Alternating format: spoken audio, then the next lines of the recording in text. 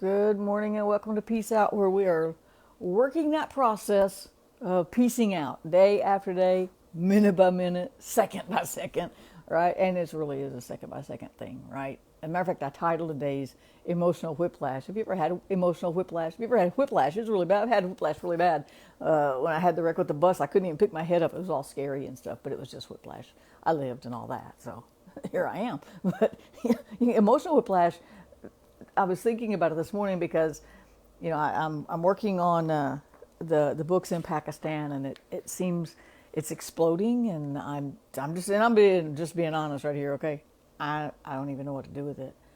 Sometimes I'm like, oh my gosh, this is so much to handle, and then other times I'm like, it's really not that big a deal. But I will say that at this moment, 200 extra copies of The Making of a Leader that's already been translated into Urdu are on their way from West Pakistan to Eastern Pakistan, where they will be used in a leadership conference. Two leadership conferences, one for Pakistani pastors and church leaders, and one for pastors from India who will come to a different conference.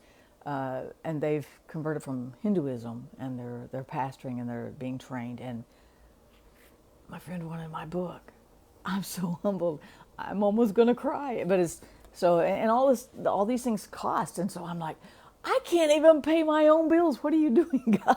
Right? And God just continues to provide. And I'm like, at one moment I'm going, oh my goodness, I don't know what I'm gonna do. I need to pay shipping to get that over there. And now we've already gone through almost, not quite, 1,000 copies, and we're gonna need more. And I'm like, this is amazing and scary all at the same time. And my emotions are all over the place. And so we have that emotional whiplash, right? Even when it's good things, right? It still can stress us out. So I just want everybody to take a second with me and just take a deep breath for a second. Just take a deep breath. Just now, there's something that does in the natural. It actually tells your body, we're cool. We ain't gonna die. We're all right. It's in your, what's it called, your parasympathetic nervous system. It tells your nervous system, it's cool. Cool your jets. It's okay. We're gonna live, right? But it also says this: we're still alive.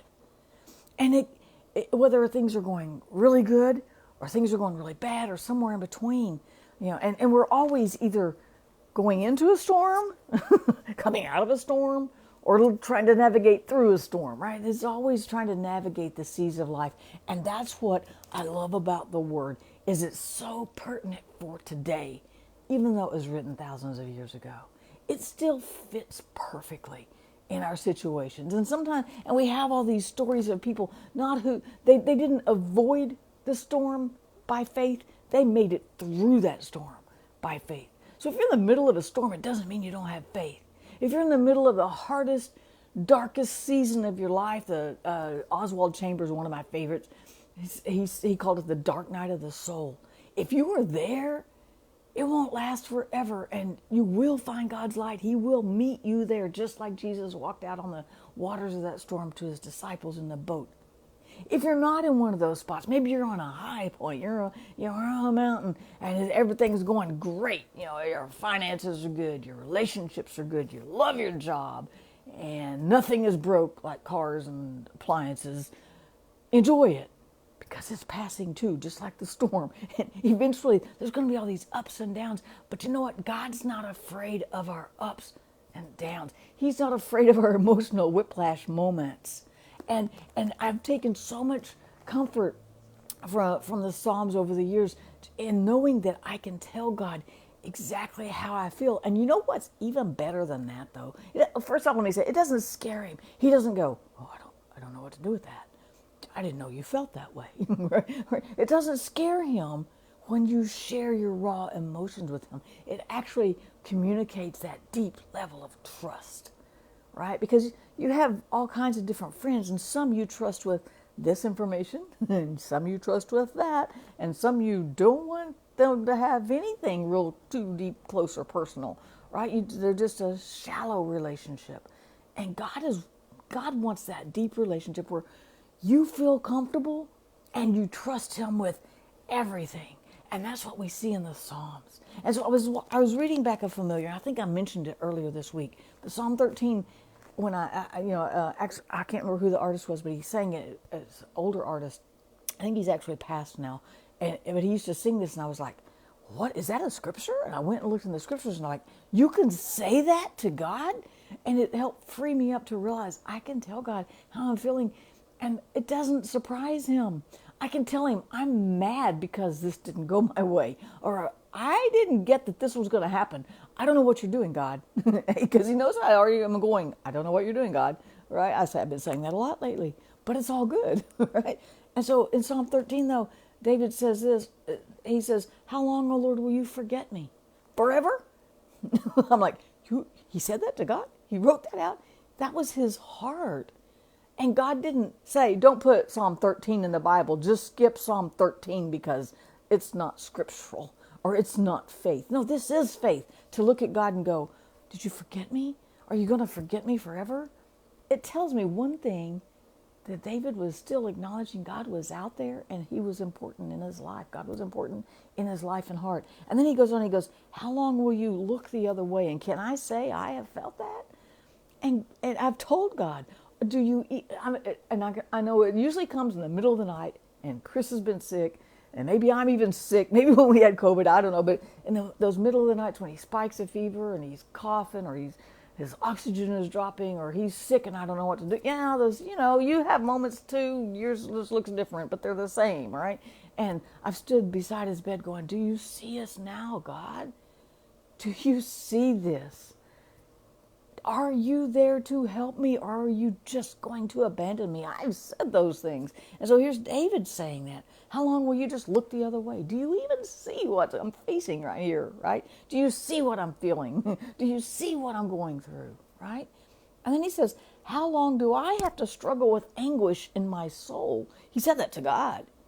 He said, I'm in anguish. I'm in soul. My soul is filled with deep pain.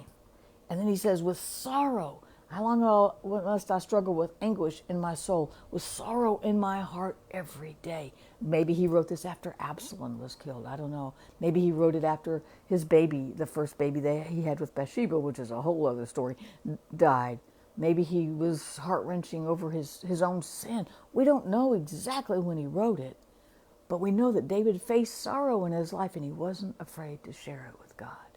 Now, he had joy in his life, too, and he wasn't afraid to share that with God either. He was an equal opportunity sharer with God. He shared his deepest, lowest moments and his highest moments when he was in that victorious thing, right? He goes on, he says, how long will my enemy have the upper hand? He's like, God, I'm losing here. God, I am losing here. And it's okay to say that to God. That just blesses me to know that God's not afraid of my emotions. He gave us our emotions. He created them. He created them as a way to express what we feel. We express how we feel to God. We use words, right? And God's not afraid of that. You can tell him anything. It's not like he doesn't know it anyway, right? It doesn't matter, right? And so then he says, turn and answer me, O Lord my God. And right there in that prayer is where everything changes, and he has emotional whiplash. Because 1 second, he says, restore the light to my eyes or I will die. He felt like he was going to die. And I know maybe you're not feeling that today, and I'm not either for that matter, but we might feel it tomorrow, and we maybe felt it in the past. And David's just bearing it all out here. Don't let my enemies win. I've got to win, God. Show me how to win. I need you. But he turned to God, and that right there was the ultimate answer. But then he got this in numbers, some little bitty numbers, in verse 5. Get that light. Verse 5, it says this, but I trust in your unfailing love. Now, he has just poured his heart out here. He has just said, everything really stinks. Life sucks. This is horrible. Everything's going bad. I'm in emotional turmoil. I'm a wreck. I'm in the middle of a battle. I'm in the middle of a storm, and I don't even know if God sees me on this stormy sea, but I trust in your unfailing love. I'm going, and all of a sudden, this is the emotional whiplash. All of a sudden, listen to the rest of this psalm. I will rejoice because you rescued me. I'm like, no, what happened between verse 4 and 5? Did God just sweep down? David is all of a sudden, when he shifted his focus to God, the God in the storm, the God who gave us the emotions, the God who's walking with us no matter what we're facing today, good, bad, indifferent, then all of a sudden he's going, you rescued me. This is awesome. But David didn't go nowhere between verse 4 and 5, right? He's still sitting wherever he was sitting. He's still praying, whatever he's praying. But his soul was rescued in that moment when he said, but I will trust. You are still my God, right? Then he says, I will sing to the Lord because he has been good to me. And sometimes it don't feel like God's being good in our situation. And it's not lack of faith to realize that. It's not lack of faith to say, this is how I really feel. I don't know where you are, God. I don't even know if you're helping me anymore. I know, but I'm going to trust what you said, that you're the keeper of my soul, that you're going to give me strength, that you're going to give me wisdom, that you're going to help me. And when all of a sudden that shift, that emotional whiplash where everything's gloom and doom and despair, agony on me, deep dark. No, sorry, flashback, age out. All that's all gone in just that moment when you just go, oh, there, I'm still going to believe that you're my God. I'm still going to trust you. I'm still going to sing to you because you've been good in the past, and I can sing about that even if I don't see you doing something in my present. And so when we trust God, those emotions break off. Even if it's just for a moment, enjoy that moment because you may have to do it all over again. But trusting God wipes away so much of that. I just want to say it's okay to tell God how you feel. It's not like he doesn't know anyway, but it shows that ultimate level of just extreme trust. And he loves that. I really believe he loves that. And we, in just these five short verses, 6 short verses, words are so little, we see David just turn around in his emotion. He goes from utter despair to making his declaration to God. I will trust you. I will rejoice because you have rescued me. I will sing to you because he's been good to me. Even if I don't see him right now, I know God's been good to me. He's kept me to this point, and I can trust him for today, and I can trust him as we go into tomorrow, knowing that he's got me. I can sing, I can declare, and I can trust, and I can do that. And if I have to do it every single day, every second, every single minute of every single day, it's okay.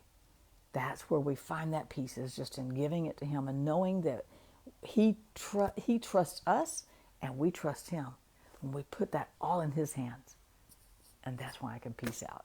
Peace out, you guys. I hope it's something that made sense. Have a great day. I'll see you again tomorrow.